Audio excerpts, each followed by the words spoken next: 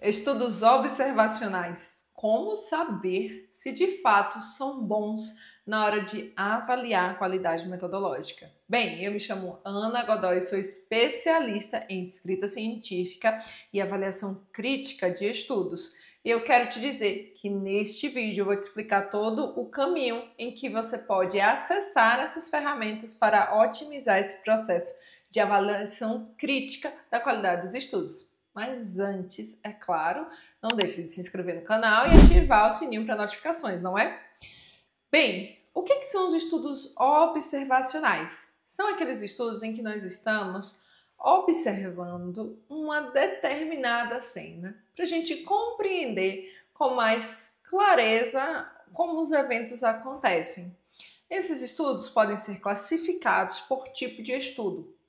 Pode ser um estudo transversal, em que a gente avalia um único momento no tempo, ou pode ser um estudo de acompanhamento, que a gente vai determinar como longitudinal.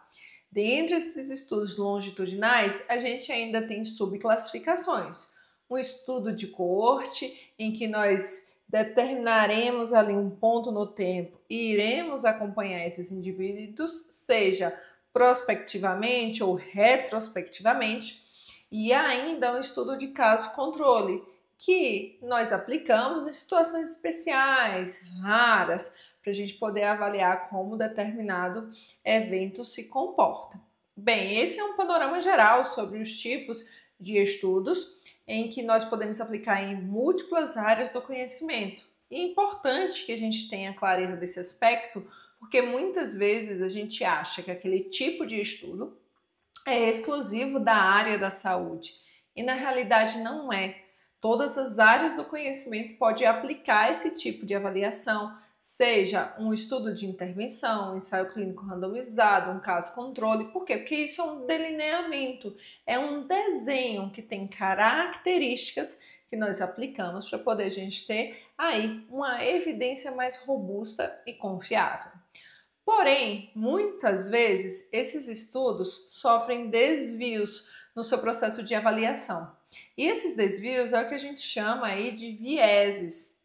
E o que nós queremos quando nós estamos observando e conduzindo esses tipos aí de estudos? Que tenham a menor probabilidade de ter um viés. Mas muitas vezes ocorre que o tipo de estudo naturalmente vai produzir aquele viés. Então, o que nós precisamos ter clareza é qual é o viés relacionado ao tipo de estudo e qual é o viés que foi provocado pelo pesquisador. Essa diferença é importante para que a gente consiga ter mais criticidade. Ai, Ana, fico aqui pensando, esse artigo é bom ou não é bom? Será que eu uso ou será que eu não uso? Eu costumo dizer que um artigo ele é bom quando ele foi escrito, primeiro, de forma clara e segundo, quando ele minimizou a probabilidade de ter vieses. Outro dia eu estava numa disciplina sobre avaliação crítica de artigos e uma aluna falou o seguinte: olha, esse artigo aqui eu achei ótimo, é um artigo em que foi feito um ensaio clínico randomizado. E aí eu pensei comigo, opa, que bom, vai ser um artigo ótimo, a gente vai avaliar criticamente. Ao final do processo de avaliação, o que foi observado? Que o artigo era muito ruim. Não o artigo em si, a escrita do artigo, mas o estudo não tinha uma evidência robusta o suficiente para que a gente pudesse tomar uma decisão mais prática para o nosso dia a dia. Então, independente do local de publicação daquele artigo científico ou daquele estudo, nós temos a obrigação de ter criticidade em relação à informação produzida. E essa criticidade envolve um método. Precisamos compreender com mais profundidade as características desses tipos de estudo. Porém, para que a gente consiga acelerar isso e tornar isso mais objetivo, ainda bem que foram criadas ferramentas que nos auxiliam. Mas isso não exclui o fato da gente entender o que essa ferramenta representa ou o que aquela pergunta de fato representa, que tem uma relação direta com um tipo de estudo. Então, se você é da área da saúde, da educação, da engenharia ou qualquer outra área do conhecimento, saiba que você precisa entender sobre tipo de estudo, delineamento ou design, qualquer um desses termos vão refletir essa característica metodológica. Inclusive, para a gente poder definir o melhor tipo de estudo para o nosso trabalho, seja um estudo observacional ou de intervenção, nós precisamos, obviamente, entender o que esse estudo representa. Bem, agora, hoje aqui, eu quero apresentar para você uma ferramenta muito utilizada em múltiplas áreas do conhecimento. É uma ferramenta que ela é adaptada conforme o seu interesse. Por que eu falo que é uma ferramenta que pode ser adaptada? Como assim adaptada? Nossa, adaptação ela vai ocorrer conforme o tipo de característica, pergunta, elementos que nós temos ali descrito, tá? Então, esse é um ponto importante que nós vamos observar. Você já conhecia a ferramenta CASP? CASP mesmo, abreviado. É uma ferramenta de avaliação crítica do método do seu trabalho ou de outros trabalhos. E eu já vou deixar uma dica aqui super interessante para você. Se você está aí escrevendo um trabalho ou produzindo uma pesquisa, pega essa ferramenta, avalia se os itens estão sendo ali contemplados na condução da sua pesquisa. Não é a finalidade dessa ferramenta servir de guia, mas nos ajuda a entender quais são os aspectos que estarão sendo ali criticados durante esse processo de avaliação. Bem, seguindo essa lógica, eu quero te apresentar aqui, esse é o site dessa ferramenta, que é CASP Checklists, em que a gente pode utilizar. Tem outras inúmeras ferramentas que podem ser aplicadas. Do Instituto Hilda Briggs, Newcastle Ottawa, ferramenta da colaboração Cochrane como HOB2, enfim, você vai avaliar aquilo que se encaixa melhor na sua realidade. Mas essa ferramenta aqui, ela é muito interessante para que a gente possa utilizar no dia a dia para avaliarmos múltiplos tipos de estudo ou tipos de publicação. Veja que não são pontos semelhantes, tá? Tipo de estudo é delineamento metodológico, tipo de publicação é a forma como o artigo foi publicado ou foi produzido, tá? Mas aqui essas ferramentas elas nos ajudam com essas características. Então a gente tem uma ferramenta, por exemplo, para avaliação de revisões sistemáticas, tá? De estudos observacionais, que é o foco aqui que eu quero conversar com vocês hoje. Então, essa ferramenta para a gente avaliar os estudos observacionais é para a gente direcionar um olhar mais crítico em relação a esse ponto, tá? Então, essa ferramenta, ela acaba nos ajudando a ter um pouco mais de objetividade e um pouco mais de clareza no desenvolvimento dos elementos que nós consideramos aí essenciais durante essa construção.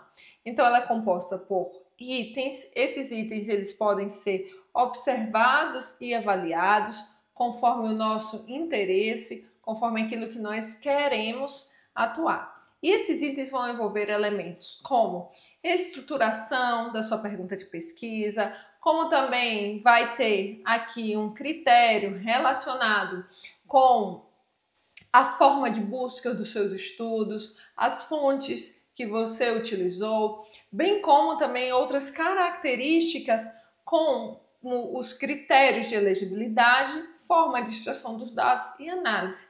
Então tem um passo a passo ali, desde a introdução de forma geral sobre o tema, o percurso metodológico e como você avaliou isso. Então é um checklist bem detalhado com esses elementos. Tá? Além desse checklist voltado aqui para revisões sistemáticas, para aquilo que a gente vai trabalhar, nós também temos aí um checklist para avaliação de estudos observacionais, que são os estudos do tipo coorte, caso controle, os estudos de prevalência. Então, vou mostrar aqui para vocês uma outra possibilidade de avaliação, tá? Desses estudos. Bem, considerando esse aspecto dos estudos observacionais, nós temos aqui uma variedade de possibilidades e a gente pode consultar, por exemplo, um estudo de coorte. Então, nós teremos o checklist aqui no formato do Word, em formato PDF, e aí com isso nós teremos o mesmo padrão. E que padrão é esse, tá? A gente vai ter uma série de perguntas relacionadas com o método para avaliar se a mensuração desses resultados foram realizadas de forma válida, que na realidade são esses desfechos. Então, com isso, a gente vai ter esses elementos, essas características que nós iremos considerar, tá? E aí, a partir disso, nós podemos fazer inferências, conclusões, adaptações e ter uma percepção em relação a esses aspectos. Veja que as perguntas são sempre relacionadas com desfecho, exposição, caracterização da população, porque são essas as características que nos levam a compreender se tem ou se não tem uma possibilidade de viés ou distorção. E aí, ao final, você pode dar aqui um direcionamento em relação ao seu posicionamento. Também nós temos aqui, além dessa ferramenta do estudo de coorte, tem a ferramenta do estudo de caso controle, em que nós podemos trabalhar aqui com esses elementos, pensando nas características do estudo de caso controle. Ai, Ana, as perguntas são semelhantes? As perguntas são todas iguais dentro desse processo de avaliação? Não, as perguntas vão variar. Por que as perguntas precisam variar? Porque os estudos têm características diferentes. Características diferentes levam a gente a essa compreensão de ter uma variação do processo de avaliação do nosso trabalho, tá? Então, a CASP ali, essa rede de ferramentas, né, vamos chamar assim, é muito útil para você conseguir fazer essa avaliação dos estudos observacionais, também dos estudos de intervenção. A gente só precisa ter um pouco de cuidado, porque como a colaboração Cochrane trabalha muito com a ferramenta do risco de viés, talvez seja mais interessante a gente utilizá-la em algumas situações, mas não exclui a possibilidade de você usar a CASP dentro da sua realidade. Bem, agora, é claro, não deixe de se inscrever no canal e deixar aqui ativada a notificação. E também coloca aqui seu comentário se você teve alguma dúvida, se você tem alguma sugestão, que eu te encontro no próximo vídeo.